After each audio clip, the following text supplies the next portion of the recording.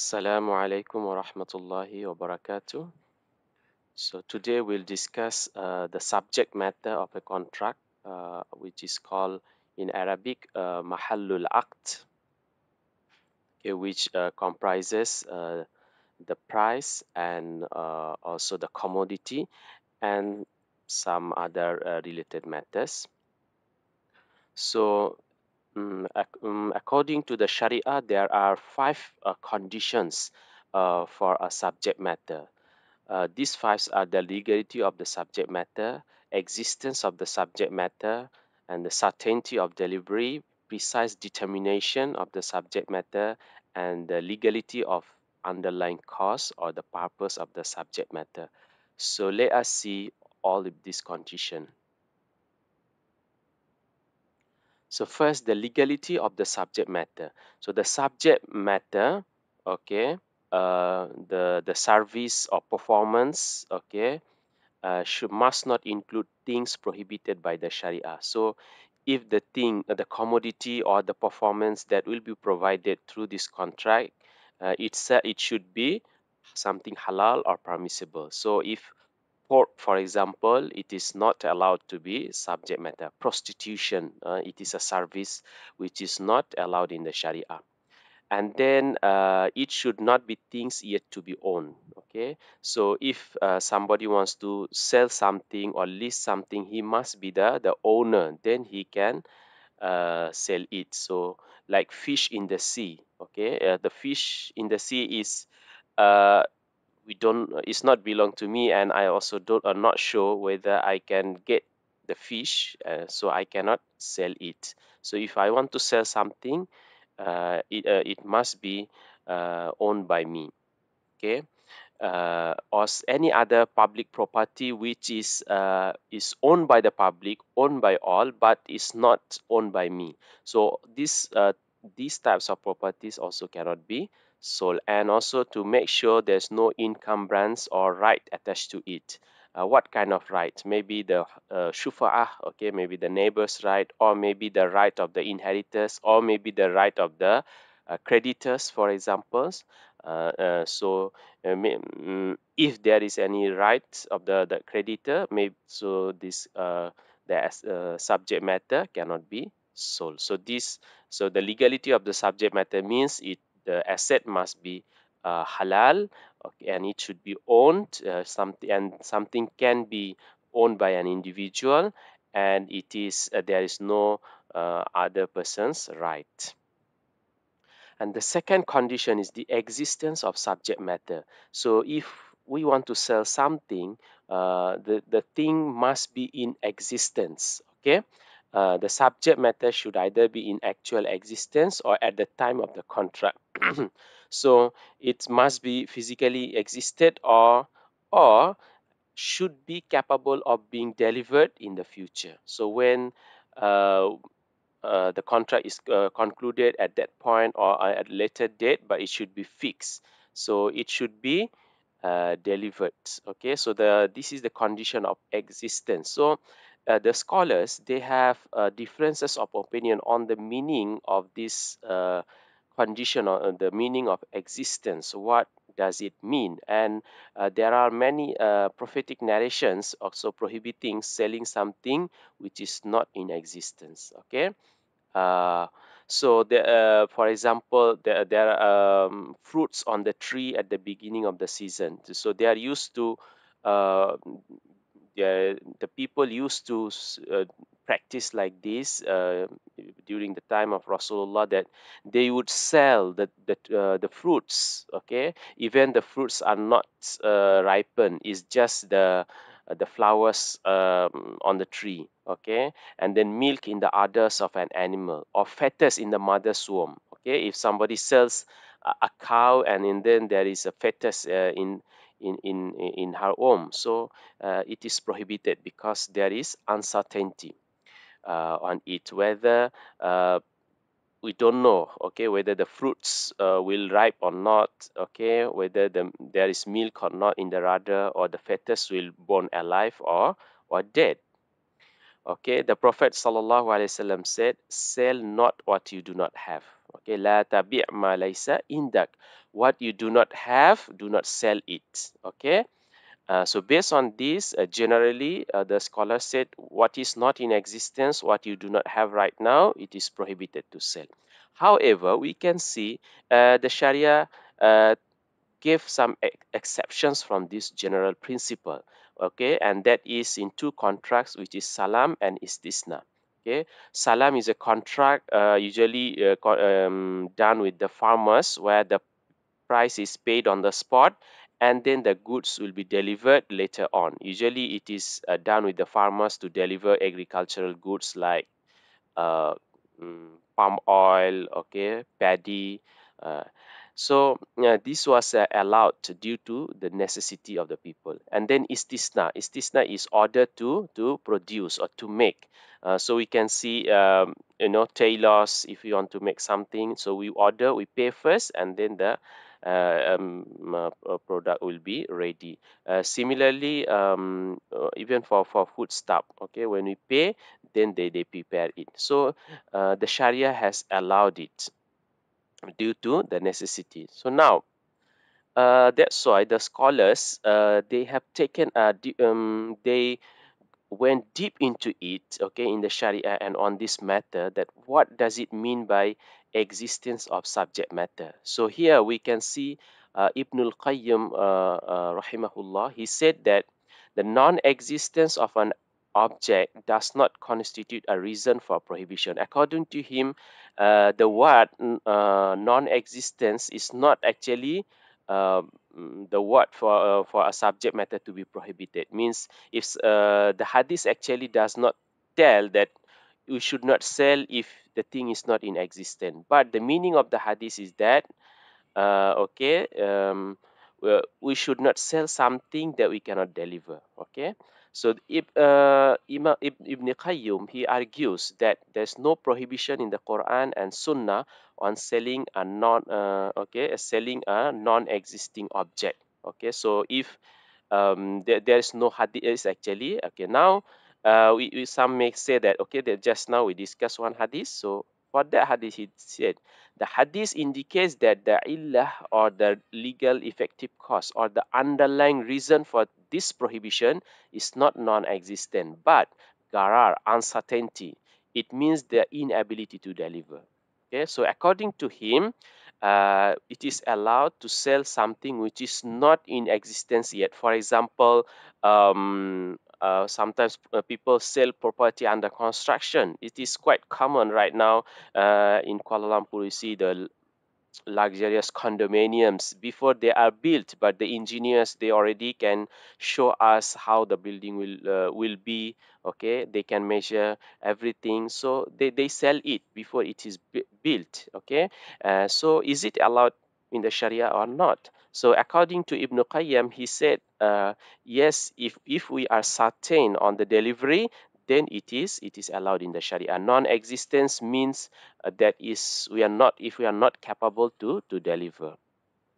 Okay, so according the meaning of the hadith, that sell not what you do not have, do not la tabi' ma laysa inda. What's the meaning of this hadith? The majority of the scholars, they say not to sell what you do not own at the time of sale. So if you do not own something, then you should not sell. Yeah, that is accepted. And then Imam Shafi and others said it applies to non-fungible goods only. Means that the goods that we cannot find the similar in the we can find the similar in the market, then okay, uh, uh, then we can actually sell it. Okay, but if it is non-fungible, means the asset that we cannot get the similar in the market, so it is prohibited to sell before we own it. Okay, so why Imam Shafi said like that? Because if it is fungible, so if I have sold it, then I cannot get this thing, so I can go to the market, I can buy and sell to the and means deliver to the buyer. So that's why Imam Shafi allowed the for fungible, but he didn't allow for non-fungible goods. Okay, non-fungible good is something that we cannot get the equivalent in the market that we have learned in the previous chapter. Okay, according to Imam Ibn Taymiyyah and his student Ibn al-Qayyim, according to them, is not to sell what the seller is unable to deliver. Okay, so la tabi' ma laysa indak means do not sell what you are sure that you cannot deliver it to the buyer. But if you are certain that you can deliver it, then it is allowed in the Sharia according to Ibn Taymiyyah. Okay, and then the modern scholars like Imam Al-Qardawi, Yusuf Al-Qardawi, so he also supported the opinion of Ibn al-Qayyim, okay, and Ibn Taymiyyah, okay, and he said the prohibition of the hadith no longer exists, okay, because he said that comparing with the situation in Medina where it was difficult, there was a lot of uncertainties of delivery of the goods at that time. There's no transport, and there are a lot of issues, security concern, okay, when delivering goods. But right now, we have good facilities, transport services, and it is quite, we are quite sure, okay, we are quite certain on the delivery of the goods. So if we are sure, there is a certainty, so we can deliver it, okay. So because the means and he said the means and facilities available today reduces the failure of delivery. So we are with these modern days facilities, there is certainty of delivery, so it should be allowed according to Yusuf Al-Qaradawi. And majority of the modern scholars, they allow it. Okay, and then also we can see, we can compare it with salam and istisna. So this condition actually can be similar to this condition, certainty of delivery. Okay, certainty of delivery means the ability to deliver the subject matter of the contract at the time of conclusion of the contract. Okay, so we can actually merge the condition number 2 with the 3. Okay, that any product we sell, we must be certain that we can deliver it. Okay, uh, and so, what is delivery? Now, somebody can ask, what is the meaning of delivery? Okay, so it depends on different type of products. Like a land property, we cannot just deliver it. Okay, so what does so and then maybe a car is a different way. Okay, or some ornaments, for example, precious metals is a different way. Or sometimes we sell some kind of facilities, like sometimes we buy software, for example. So the delivery is depends, okay, that there are different ways. So what is the criteria that's to assess that something is delivered? Okay, so the scholar said to okay, it should be in such that the purpose of the contract is served.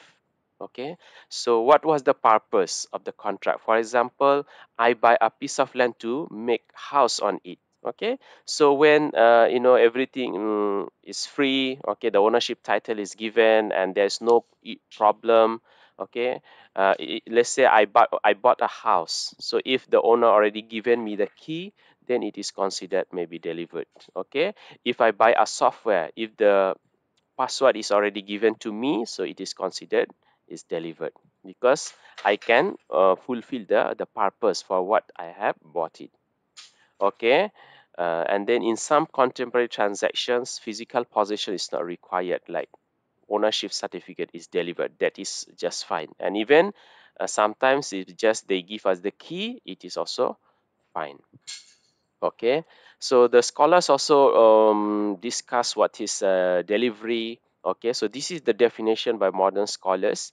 Okay, it is the removal of all obstacles by the seller between the buyer and the object of sale, allowing the buyer to use the object. So this is the criteria of delivery. So as when the uh, the s- the buyer is able to use it, okay, the seller remove all the obstacles, so that is can be considered as the product is delivered. So full access and permission to use, there's a full access to the premise, and also based on the nature of the goods and the custom, and delivery is also sometimes decided based on the custom. Okay, for example, if big international goods, that may sometime it takes some times. Okay, and international goods usually there is a custom that they need confirmation and they need payment first before they deliver. So it also depends on the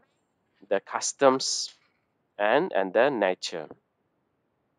So now there is a question. So if the commodity perishes, if the commodity is the asset is broken, like this iPhone, okay, during the delivery, so what will happen? And given the context right now, we are involved with online businesses, and I see there are disputes, okay, when there the the product is damaged during the delivery. So sometimes the seller may think that it is not his responsibility, okay, because it's the fault of the postage, okay. So what the Sharia says about it, okay.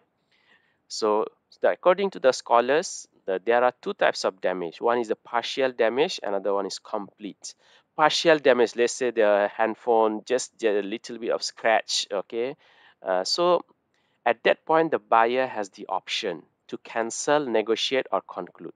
Okay, if there is a little bit scratch and the buyer is okay with it, so he can just conclude the contract. Or if he wants to cancel the contract, he has the right to do so.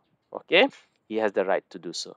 And then if he wants to negotiate, maybe just a scratch, so he wants to get back maybe 10 ringgit back because of this. He wants to negotiate. It is also allowed in the Sharia. That is called suluh. Okay. However, if there is a complete damage, then the seller should compensate, because according to the Sharia, it is the responsibility of the seller to deliver the goods. So if it is damaged on the way, then the seller has to compensate it. Okay, so we should not forget that this is the responsibility of the seller based on the legal maxim al gunmu bil gurum, or al kharaj bil demand, because the seller is taking profit, so he is also liable for the asset. Okay, now can we resell the unreceived merchandise or price? Can we sell it? Can we sell something before we receive it? Yes, sometimes you can see online there is a pre-selling. Okay, they so yes, so according to the Sharia, it is allowed if we are certain, based on the condition, if we are certain that the product will be delivered to us, so we can sell it. But if we are not certain, then we cannot sell it. Okay, now another issue is which of the subject matter should be delivered first. Okay, whether should we pay first or the goods should be delivered first, then we will pay. Okay, there sometimes have dispute. Okay, the buyer will say, okay, give me the commodity first. The seller will say, pay first. Okay, so according to the Sharia, if non-fungible and okay, both are non-fungible items, means you buy something non-fungible, that is I mean an item which is not available in the market, buy another for another item which is also not available in the market, so it should be mutual delivery at the same time. Okay, and even if they are fungible, also at the same time mutual delivery. However, if okay, the seller sells something which is non-fungible, and the payment is fungible, means maybe less, or to make it easy, you buy something with money. Okay, for example, you buy a piece of cloth, for example, with money, so you need to pay first. Okay, because okay, so that's what the Sharia said. So paying the price should be fast. Otherwise, it should be mutual delivery on the spot. Okay, and then another condition for the subject matter is precise determination of the subject matter. We must we must identify what is the subject matter, means the goods that we are going to the sell.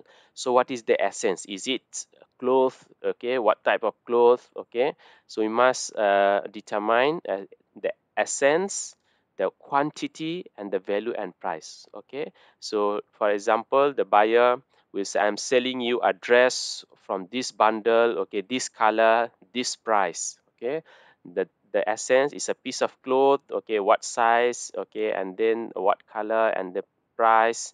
Okay, so all should be specified. If not, it will involve garar or uncertainty, or we can say jahala. Okay, that we if the subject matter is an obligation or performance, then it should be determined. And if sometimes we buy someone's service, okay, we hire somebody to do and give us a service. So at that point, it should be specified. Okay, if we hire a person, okay, to do some work, for example, so we need to define he should work from 8 to 5 p.m., for example. He should work this and this, so it should be specified so that there is no dispute.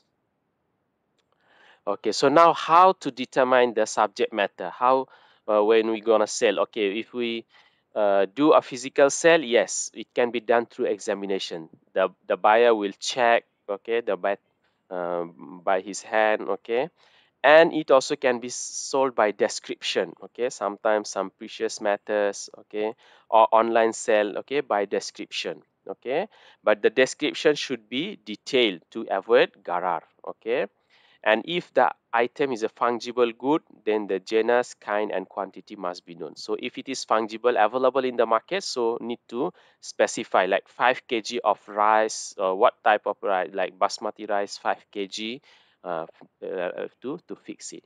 Okay, but sell without the above method is allowed, subject to the option of site. So if we can sell by description, not show the item, so the buyer, he has a option to cancel the contract. Okay, the option of sight or khiyarul ru'ya means when he sees it, then he can cancel it. Okay, it may happen sometimes in online, maybe the color that we see in the online and when we receive it is different. Okay, so it can be so the seller has the buyer has the right to cancel it. Okay, and then also khairul aib. Okay, if there is any defect. Okay, according to the scholar, if the seller describes goods to be sold as being of a certain quality, and the goods upon inspection proves to be of inferior quality or value, the law allows the purchaser an option whether to cancel the sale under the option of misrepresentation. So when you see something online, it is a good quality, but when you receive the good, it is a low quality. So you as a buyer, you have the option to cancel it. Okay. uh,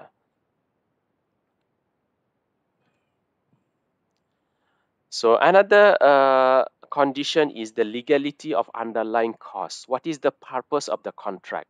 And this is also in line with the conventional law. Okay, what is the purpose of this contract? If the purpose is not allowed, then it is also not allowed. Okay, that is we call the underlying cause must be legal. So selling weapon to a killer, okay, contract of marriage to facilitate remarriage, okay, or we have now issue of mut'ah, okay, marriage for only a short period of time. Okay, so if we see the purpose of it is just it is against the objective of marriage, which is to have mawaddah and rahmah, to have love and affection, and the purpose of marriage is to forever. So when marriage for a short period, which is against the objective of marriage, and which serves which is somehow sometimes similar to to prostitution, so it is prohibited. Okay, the purpose, however, how sometimes we may not know the purpose. Okay, so uh, if the purpose is obvious to us, then we will so it will be prohibited. Okay, but if we do not know the purpose and it is a 50-50, we can refer to the issue of saddu zara'i. Okay, then it might be allowed. Okay, so issues through the subject matter online transactions. Okay, so this subject matter has a lot of issues in online businesses. Okay, so because of the existence, sometimes people sell with product is not existed, and then sometimes it is not possible to deliver, and it takes longer time to deliver, and also the damage. Okay. Hmm. And in some cases only the description is provided, not the picture. Okay, people are selling by on the description, or if the picture is not clear enough. So there are a lot of issues. Okay, so of course every issue is different. So we can see the Sharia has, like here I can just give one example of an issue. So here when they advertise, they say this is a panini, okay, something like burger. So they say it comes with a salad, okay, and you can see this is what the salad is. It's just one piece of, just one slice of tomato and just two small slice of lettuce. So that is it's ridiculous. So sometimes the description is usually in the marketing, they say this and that, but when you receive it, it is totally different. So if this thing happens to you, so you as as a buyer, you have the right, and if you are a seller, you must take the responsibility. So the according to the Sharia, three conditions for online okay contract. The good must be viewed through the screen of the computer. The scholars say must viewed. Okay, this is based on the modern scholars. They put three conditions. First, we must see the product through the computer screen. Okay, detailed description of the subject matter as detailed as possible. Okay, give the detailed description so that there's no garar and jahala, and then the buyer should be given the right of sight. Okay, means once the buyer sees it, he has has an option. Either he will accept the product, or he will cancel it. Okay, if he after seeing it, okay, sometime it may happen, even the color. Okay, in the computer you see one color, okay, but when receive it is a different color. So the buyer can cancel it. He has the khiyarul ru'yah. So with that, I conclude. Assalamu alaikum wa rahmatullahi wa barakatuh.